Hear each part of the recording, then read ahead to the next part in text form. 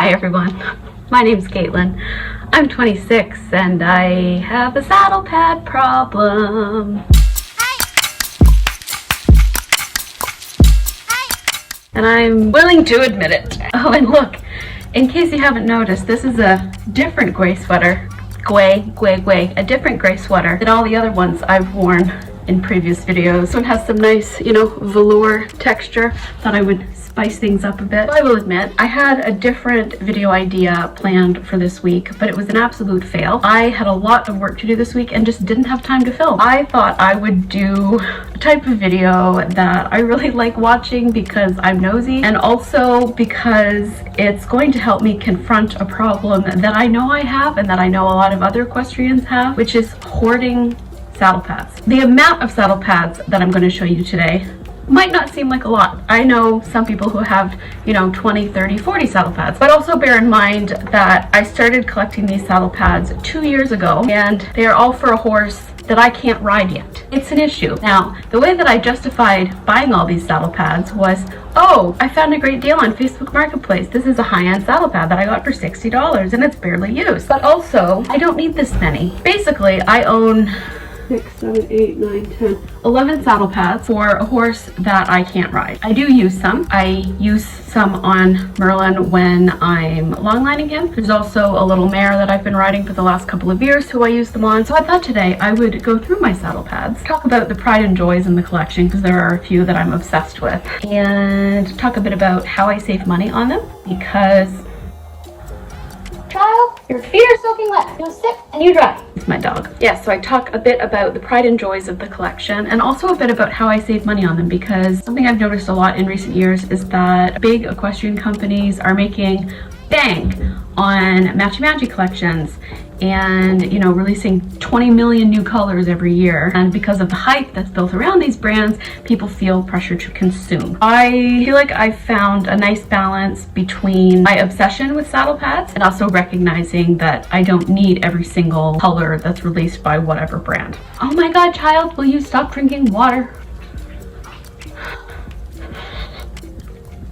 Because I don't really tend to buy a saddle pad unless I think, child, oh my god, will you stop drinking water? Holy schnitzel, you're driving me nuts. And this might seem like a really silly, frivolous video, but because it's something I'm obsessed with, it's something I've put a lot of thought into. So the first thing that I thought I would talk a little bit about is storage, because I live in a very small apartment in the city. My horse lives out at a barn in the country, and for the amount of stuff that I know I'm going to accumulate, there's not enough room at the barn for that stuff. But I live in a small apartment, so storage solutions. So I saw this trick on, I saw the method for hanging them on a combination of YouTube and Pinterest, and then I decided, well, I don't really buy new clothes for myself anymore at the rate that I used to, so I have a lot of extra room in my closet, so I'm just gonna hang my horse's saddle pads in my closet. Why not? So here's what they look like. Excuse the closet, it's very messy. You can see my clothes. I have a thingy for scarves and then saddle pads. I use like the clippy, I got these off of Amazon, the clippy, coat hangers, and then they just hang up like this, and it's absolutely fabulous. That is how I store my saddle pads. Something else I will say, I guess not to justify the amount that I own, but also Merlin is hopefully going to be an eventer, which means he's going to need a mix of dressage and jump pads. So the first two saddle pads that I'm going to show you, well, 3 I guess, because the other one's at the barn, so I'll try to find a picture of it, are some jump pads from a Canadian-based brand, Amor Equestrian, but they're actually made in collaboration with Shelby Dennis from Milestone Equestrian. In the first few months that she started releasing saddle pads with this store, Shelby released some really, really, really nice. Seriously?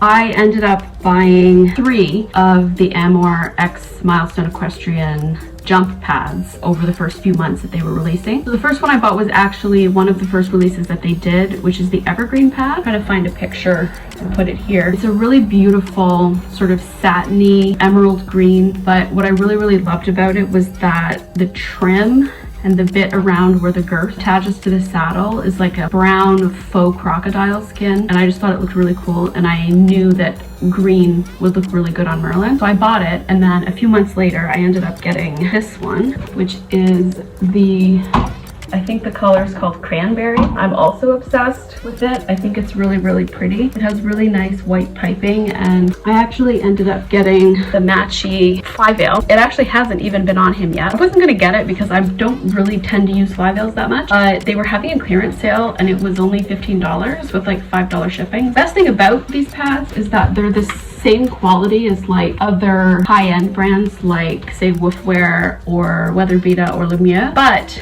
they're like half the price. I think every pad I've bought from the Amour X Milestone collection has been $65, and they have sales all the time. The branding is absolutely beautiful. Across the top it says Amour with the logo, and then there's the Milestone logo here, and I just think it's really, really pretty. So that's the second one that I bought. Just hang this back up and get the dirty one. Keeping in mind, this is filthy, but this is I think it's called Shade. I'll have to double check. Oh my god, it's so dirty.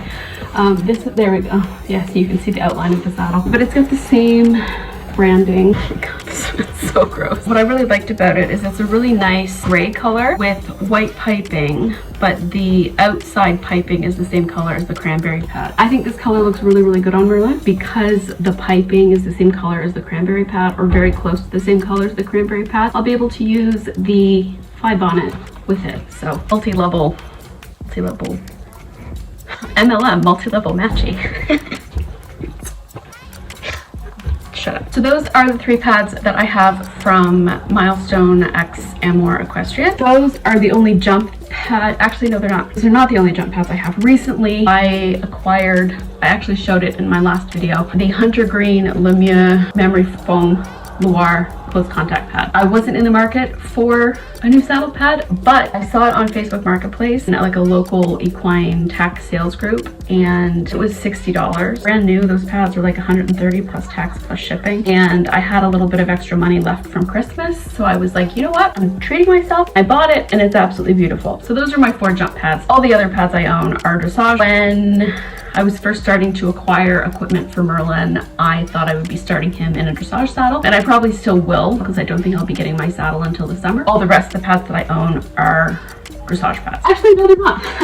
I lied once again. This next pad is another Facebook Marketplace find. I think this one was $40, and these pads are normally like $75, $80, and it's an Ogilvy cross country pad. I didn't think I would like brown on Merlin, but it actually looks really, really good. Ogilvy, I think, is a wonderful brand because so many saddle pads nowadays are super, super thick. What I really like about the Ogilvy pads is that they're really, really thin, but they have really nice moisture wicking material on the inside. So they're wonderful, especially in the summer when horses tend to get really, really sweaty. This one is a really pretty brown, and it has like a tan and turquoise lining. On to dressage pads. I've got 3 white ones that are going to be show pads or like clinic type pads eventually. Technically I bought them all used, but one of them like was brand new. The first 2, they're basically just Ogilvy dressage pads, and because they are used, they do have a little bit of staining under the saddle area. What's nice about them is I got them from someone who was at the barn that I'm at, and they have barn logos. And then the other white pad that I have that is also going to be like a show pad is this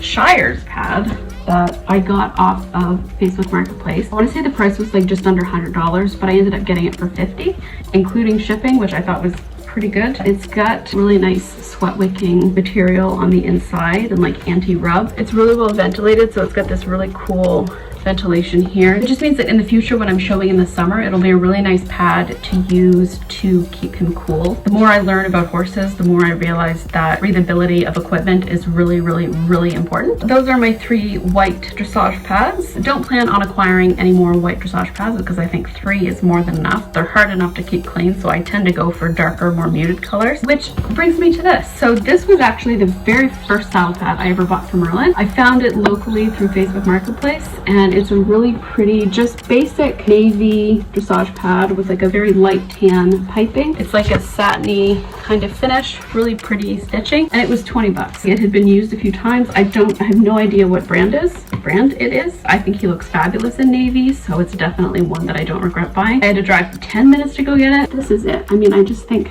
oh, I know it might look black on the camera, but it's just super, super, super pretty. And alas, that very speedy run through brings me to the two pride and joys of my saddle pad collection. Two saddle pads that I'm absolutely obsessed with and wish that other pads by this brand weren't so expensive. Both of these pads I have bought for myself as a Christmas present the last 2 years. I bought one of them in 2020, one of them in 2021, because when all is said and done, after shipping and exchange rate and customs, they end up being about $150 Canadian, which is, for me, a lot of money. In my opinion, this is like a treat yourself type of moment.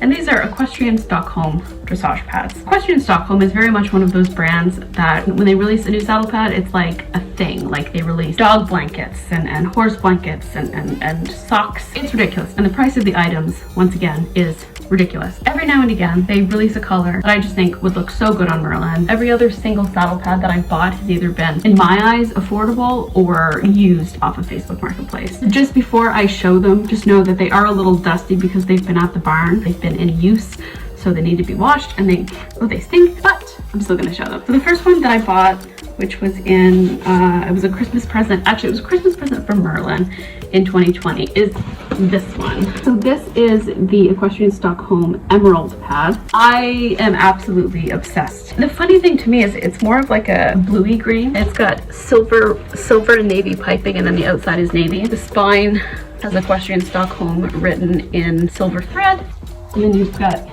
the Equestrian Stockholm branding there. And I thought that it would be my favorite saddle pad forever until Equestrian Stockholm released their Monaco Blue collection in fall of 2021. My friend sent me the link to it, and she's very much an enabler for me because she always sends me pretty things, especially Equestrian Stockholm. So this is a really pretty, like sort of dark royal blue saddle pad, but the best part is that the branding is rose gold, so it's like blue, rose gold, and navy, and like in the blue piping there's rose gold thread. And oh my god, this is the most dusty because I've been using it on Merlin for a few months. And when I say I've been using it on him for a few months, don't judge me, okay? He doesn't sweat. That's what literally just goes on as a barrier between the roller or the surcingle and his back. It is quite dusty because it sits on the top of the saddle rack, and I just want to give it a nice wash. As a teenager, I was never able to afford the super nice saddle pads, and at the time Facebook Marketplace wasn't really a thing, and I wasn't really comfortable shopping on like Kijiji, which is like Canada's Craigslist. So most of the saddle pads that I owned were Greenhawk brand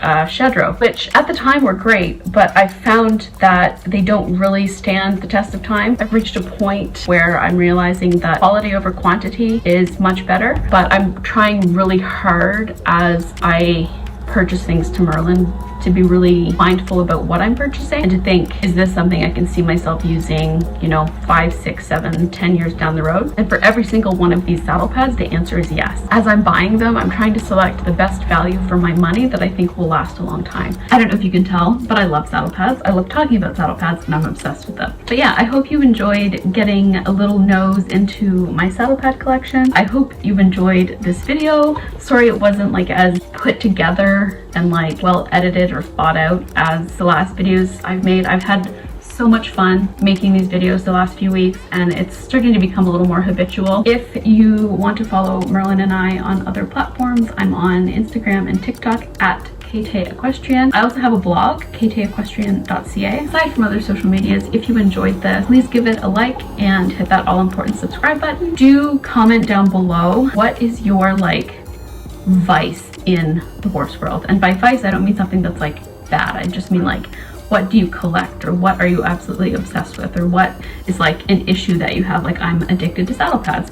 What's yours? I know we all have them. And before I go, I just want to say a huge thank you from the bottom of my heart to everyone. The first couple videos I posted, they got some views and people liked them and whatever, but no one really commented. And in the last like week or so, week and a half, I've had people commenting on older videos and my more recent ones, and it really made my day and reinforced why I wanted to start this channel. So I just really appreciate it. I appreciate you, and I hope you have a fantastic day. Bye.